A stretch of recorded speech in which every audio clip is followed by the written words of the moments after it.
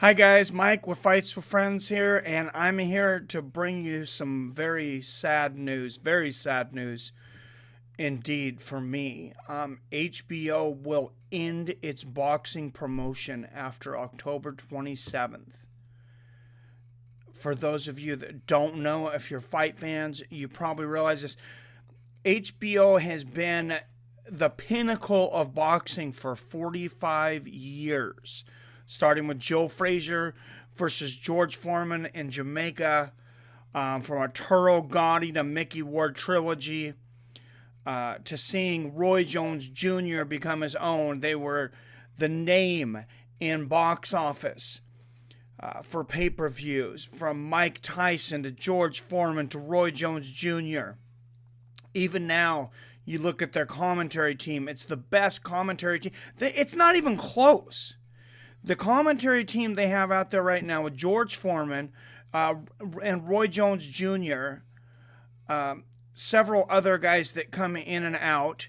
Harold Letterman's been doing this, it seems like I can remember him as long as I've been alive. Obviously, this has been going for longer than I've been alive. I have a lot of memories of HBO Boxing After Dark. I remember watching Roy Jones Jr. Versus James Toney, the HBO pay-per-view. Two undefeated fighters. James Toney was supposed to be the pound-for-pound baddest man on the planet, and I was a huge Roy Jones Jr. fan, and I watched him dismantle James Toney in front of all these, very surprised people. So many victories for him, to George Foreman becoming the oldest heavyweight champion in boxing history, knocking out Michael Moorer, to Manny Pacquiao's emergence on the scene with a devastating performance over Marco Antonio Barrera, to war after war after war from Arturo Gatti, the Arturo Gatti Mickey Ward trilogy, to Arturo Gatti against almost anybody he got in there with. Oscar De La Hoya. Let's look at some of the fighters that had the most appearances on HBO Boxing. This is a very sad day for boxing. Roy Jones Jr. and Oscar De La Hoya tied at number one for 32 performances. Sugar Shane Mosley, 27. Floyd Mayweather Jr., 24. Manny Pacquiao and Miguel Cotto tied at 24. Lennox Lewis and Bernard Hopkins at 23. I remember Vladimir Klitschko winning the heavyweight championship. I remember Lamont Brewster knocking out Vladimir Klitschko and shocking the world, winning the heavyweight championship. I remember Vitaly Klitschko when nobody really knew who he was, and he came on the scene, and he was defeating Lennox Lewis. He was coming back against Lennox Lewis. Nobody knew who this guy was. Lennox Lewis was the baddest man on the planet. And if it wasn't for a cut above Vitaly Klitschko's eye, a lot of people believe that he would have taken over the heavyweight championship that day. Nobody'd known who he was. Lennox Lewis retired after that fight. Many of you know I believe that Lennox Lewis is one of, if not the best heavyweight fighter of all time. Definitely one of, I would say the most underrated, for sure, 100%, every single day of the week. Marco Antonio Barrera, as we know, put on wars.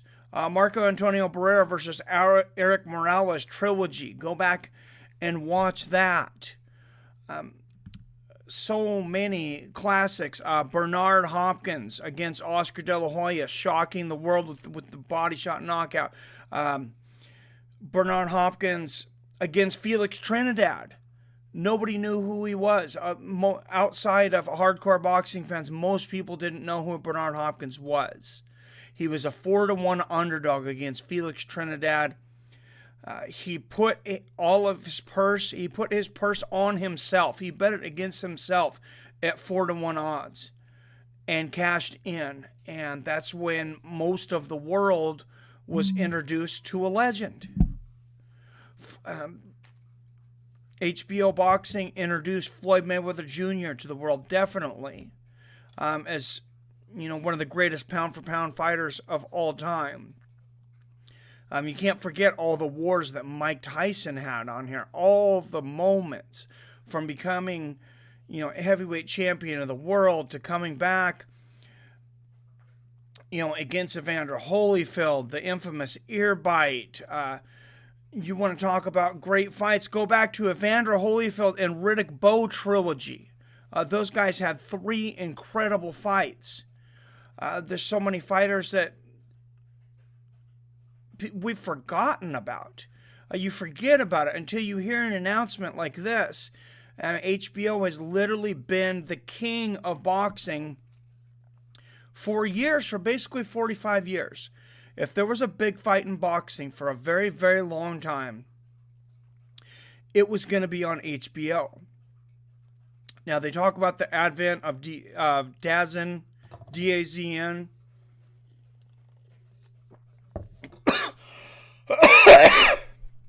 Excuse me. A little choked up here. I'm almost at a loss for words. I just found out about this, and as a fight fan, this is my childhood. This is the memories of my childhood, and I hope you guys will share the last broadcast with me ever of HBO boxing, October 27th. Daniel Jacobs will take on Sergey Darenchenko for the IBF middleweight championship, and I hope they send it off right. I can hear Harold Letterman's voice in my head when I'm watching a boxing show. I mean, so many people, like I said, have came through here. It's just absolutely insane to think that it's gone, and I never heard anything about this happening. Apparently, I think they just decided this. They said that for 2019, boxing is not in their future.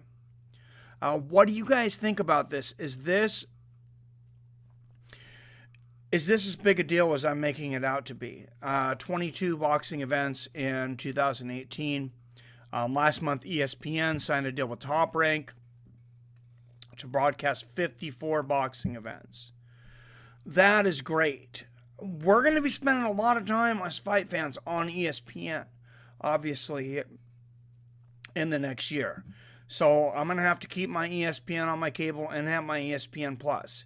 So, but 54 boxing events, and like we said, it's looking like 40-some UFC events. I mean, absolutely insane, but this is kind of a sad moment, and I'm curious where these broadcasters will go. Will Harold Letterman, as much as I disagreed with him sometimes, and he would get on my nerves in the past, he's part of my childhood. Will he be picked up by another network? Will George Foreman continue to broadcast? Somebody's got to pick up Roy Jones Jr., I would imagine. But Emmanuel Stewart would come in, the great trainer, and come in at times and broadcast. So many legends walked through those ropes, and we watched them on HBO Boxing After Dark, or the up-and-comers. It introduced me to Miguel Cotto. I'd never seen him before till he was on HBO. That was like your "you made it" moment. When you got on HBO, it was like in boxing, you made it. To me, this is, I don't know what to really compare this to, because I know so many networks, things have been tossed around, and it's not like any one network has football or has control of basketball or anything like this. And I know there was other fighting on besides this, but not on the level of HBO Boxing After Dark and HBO pay-per-view. Not on the level. The closest was Showtime, but Showtime's not been doing it near as long, and I don't think they do near as good a job. They don't have definitely don't have the same kind of commentary crew. And the lighting, everything. I mean, I'm glad that they're getting a chance in Madison Square Garden to send this thing on its way, but this is one of those things. It's like, you want to be a cord cutter. I want to be a cord cutter. I want to be away from TV. I want to be away from, just on streaming and all this stuff. HBO has a streaming service, but this is just one of those things that I don't know what really to compare it to. But give me your guys' thoughts.